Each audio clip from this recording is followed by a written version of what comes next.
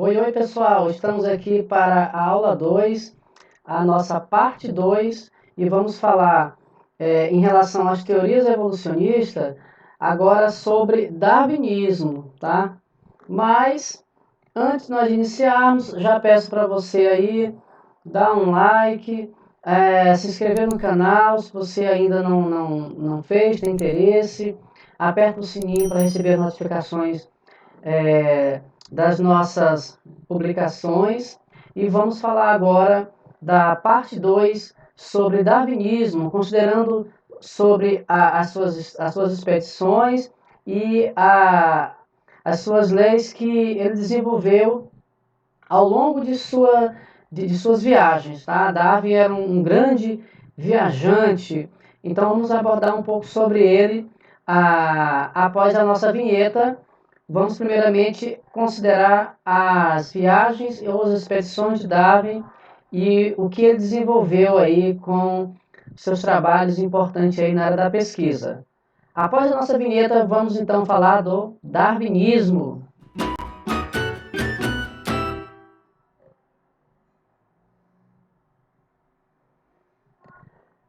Muito bem, aqui nós estamos chamando aula 2, parte 2, darwinismo.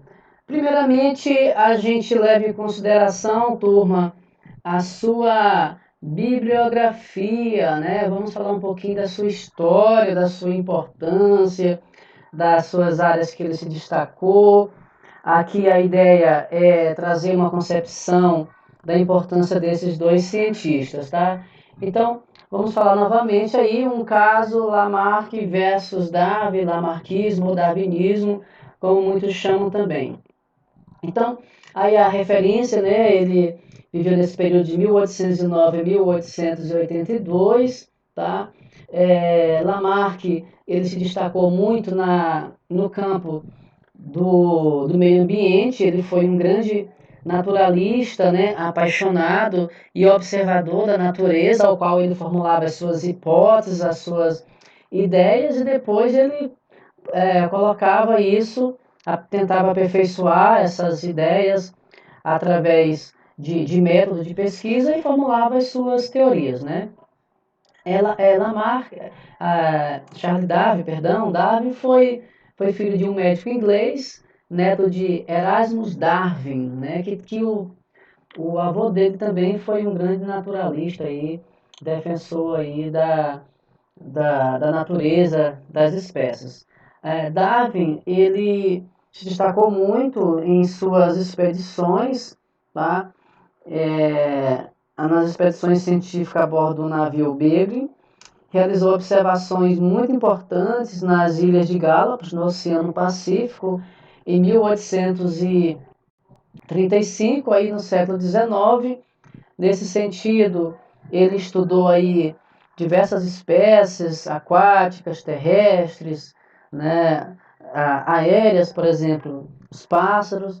E o grande foco dele era justamente observar, no caso, ele tinha uma ideia sobre a herança, né, a questão de características adquiridas, e ele começou a acreditar que a natureza, de alguma forma, proporcionasse mecanismos evolutivos e selecionava aquelas espécies mais aptas, mais fortes, mais resistentes. Então ele começou a trazer algumas ideias relacionadas a isso, tá?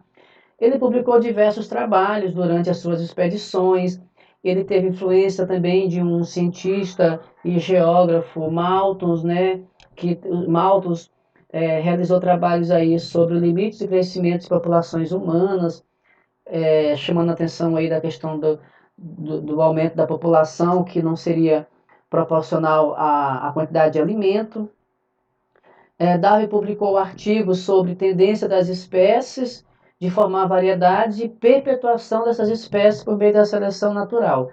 Aí aqui a gente, né, chama o destaque justamente que quando a gente fala muito de Darwin, a seleção natural ela vem sempre em destaque, tá?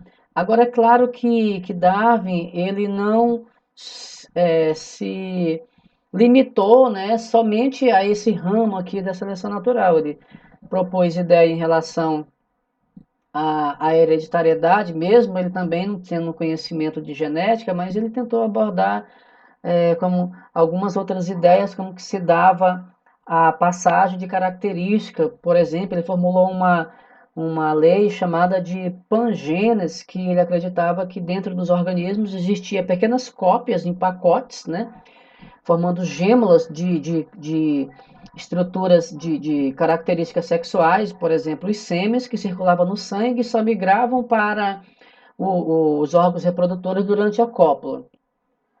Depois, lá na frente, veio o Galton, que tentou também trazer alguma ideia. Galton colocou que essa lei de Darwin sobre a pangênese não teria validade, mas Galton também não conseguiu trazer muitas respostas. Mas voltando aqui para Darwin, então ele propôs o quê? Que na natureza, né, existe na natureza uma grande variação e que as diferentes formas possuem diferentes chances de sobreviver e de reproduzir em ambientes diversos. Então, pessoal, imagina aí, né, a natureza sendo a responsável por selecionar somente aquelas espécies mais aptas. Por isso que ele chamou de seleção natural. E aí o que acontece? Essas espécies que seriam mais aptas, mais resistentes, depois elas passariam essas características para os seus descendentes, através justamente dessa seleção natural. Então é como se a natureza fizesse a seleção de uma superpopulação, homogeneizando, né? E aí não teria a ideia da diversidade biológica de seres vivos, né? Se Darwin tivesse com a razão. Mas o que a gente traz aqui é sobre a lei que ele se destacou, que foi dentro da seleção natural, tá? Dentre as divergências, quer dizer, as ideias de Darwin, de Lamarck, né?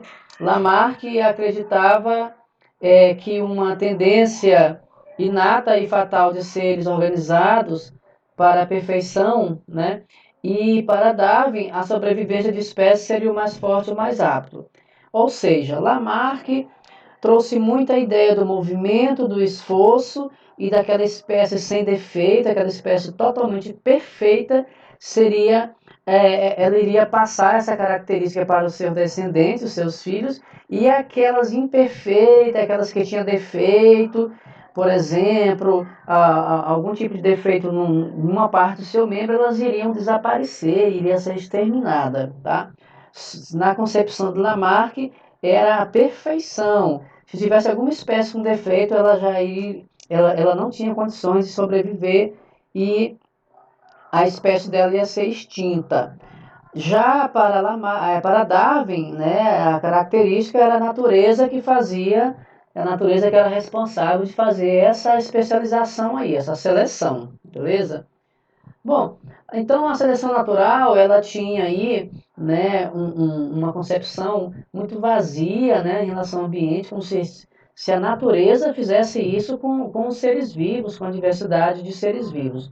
O papel do ambiente aí é posterior. Ele selecionava as variações mais vantajosas para a transmissão das espécies, em relação que a essas características.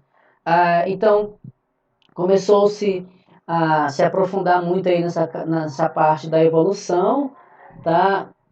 Também, junto na época de Darwin, se especularam a ideia da existência de homúnculos, que foi dentro de uma corrente de pensamento chamado preformismo, tá, gente? Então, esse preformismo se baseava em quê? Eles acreditavam que dentro das características de gametas, né, ou seja, os gametas já estavam pré-formados em pequenas miniaturas. Então, dentro do sêmen do homem, teria o ser humano já formado em miniatura, lá todo pequenininho, ou então estaria em óvulo, tá? Então, essa ideia aí também acabou aparecendo na época, né? E foi bastante criticada, por exemplo, esse cientista, segundo aqui, Stephen Joe Gold, né, ele dizia o seguinte, então se os homúnculos existiram, então eles começaram com a Eva, né, na origem aí da vida, na origem da raça humana. Fez uma crítica aí relacionada a isso. Então imagine aí você, antes de você nascer, você estava lá no sêmen dos seus pais, ou no óvulo, ou no espermatozoide, bem pequenininho, em miniatura, na forma de um homúnculo, um homenzinho em miniatura. Essa ideia aí foi defendida pelos pré-formistas. Logicamente que eles estavam equivocados. Então, a hipótese de Darwin é a ocorrência de uma grande luta pela sobrevivência, né? E quem que era responsável, que fazia essa seleção? A própria natureza. Bom, as ideias de Darwin. A gente traz aqui a ocorrência de grande variedade, né, dentro de cada espécie. A outra ideia dele, isso lá a gente pegando dentro da literatura, as variações são transmitidas à diversidade ao longo de gerações, e isso ia cada vez mais ocorrendo, né, essa transmissão. A natureza fazia a seleção e lá no final somente as espécies mais fortes, mais resistentes, que acabariam aí se destacando, né, nessa parte da seleção natural. Mas Darwin recebeu algumas críticas, né, sobre as suas ideias sobre a origem da vida, a seleção natural, enfim. Uma das críticas foi a falta de exemplos concretos e atuais de evolução. Darwin não tinha isso para consolidar de forma palpável, de forma mensurável, de forma plausível, né? Ele não conseguiu fazer isso. A ausência de uma explicação bem convincente sobre as causas da diversidade intraespecífica. Gente, essa diversidade intraespecífica quer dizer uma grande mistura de espécies, de seres vivos, né, da mesma espécie. Quando a gente fala intraespecífico, quer dizer aqueles seres vivos que estão ali numa comunidade de mesma espécie. E aí, início do século XX, né, que as ideias de Darwin puderam ser mais explicadas, tá? Só que essas ideias deles, lá na frente, foram, vamos dizer assim, aperfeiçoadas, tá? Em que sentido? Elas foram chamadas de neodarwinismo, quer dizer, uma nova reformulação, uma espécie de aperfeiçoamento do que Darwin achava. Mas não foi Darwin que propôs o neodarwinismo, tá? E o neodarwinismo também foi chamado de teoria sintética da evolução. Então isso foi uma reformulação. Nesse caso aí, quando se falar em neodarwinismo, já trouxeram, por exemplo, os conceitos de mutações e os conceitos de recombinação gênica através da variabilidade genética, que seriam de fato os responsáveis pelo mecanismo evolutivo. Mas um fato interessante é que, dentre as várias ideias de Darwin, a seleção natural ficou. Tá? Então, o que ficou de Charles Darwin, de tudo que ele trouxe aí de pesquisa? A seleção natural ficou e até hoje ela é aceita, e lá no estudo da genética a gente vai entrar melhor nesses detalhes. Vamos fazer a comparação aqui das ideias de Lamarck e de Darwin? Olha, Lamarck, o que ele dizia? Que o ambiente como elemento estimulador de mudanças adaptativas e herdáveis nos seres vivos. Ou seja, para Lamarck, aquela espécie totalmente perfeita, sem nenhum defeito, e ao fato dela conseguir exercitar e movimentar os seus membros, ela iria viver muito mais tempo e passar essas características para os seus descendentes. Já Darwin dizia que não, que o ambiente é o agente da seleção natural, a natureza que vai se responsabilizar sobre selecionar as espécies mais vantajosas e mais aptas, formando uma nata de superpopulações. Eu trago aqui alguns conceitos para vocês, para socializar, né? Falamos do neodarwinismo. que foi justamente uma sofisticação das ideias de Darwin, tá? Mas de conceito, evolução, o que é evolução? Conjunto de mudanças nas frequências dos alelos com o passar do tempo. Os genes vão se modificando, essa frequência vai sendo alterada. Tá? As mutações acrescentam alelos ao pool gênico das espécies. Alguma alteração no gene que pode provocar uma característica diferenciada. Só que bem atrás, bem mais para trás, acreditava-se que as mutações que eram as responsáveis pela evolução dos seres vivos. Mas não, gente, com o advento da genética contemporânea, as mutações elas são erros, elas são falhas no nosso gene e não nos proporcionam vantagens, pelo contrário, tá? E elas acontecem em uma frequência bem pequena. Aí temos a outra ideia da segregação independente e permutações, por exemplo, a troca de material genético através da recombinação dos genes, dos alelos, tá? E isso vai garantir uma maior variabilidade genética. Olha, essa variabilidade genética é como se estivesse trocando genes de uma espécie com outra, troca de gametas, e isso iria aumentar essa diversidade de organismos vivos.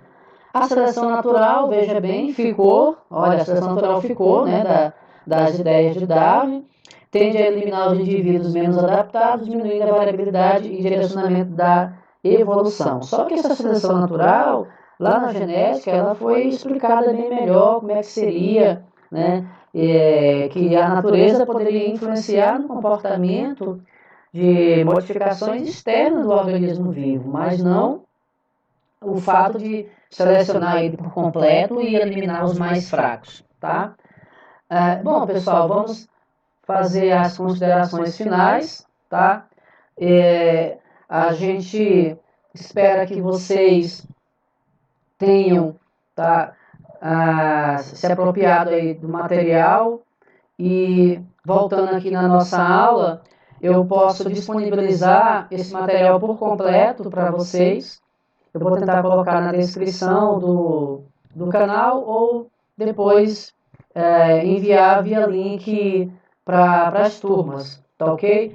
Então, aqui a gente trouxe uma visão geral, tá, sobre o que foi o lamarckismo e o darwinismo. Então, pessoal, fique atento com a proposta de estudo dirigido sobre esse assunto, tá, para você realizar e enviar dentro do prazo para o nosso e-mail aí aos alunos que estão fazendo esse trabalho de monitoramento via internet.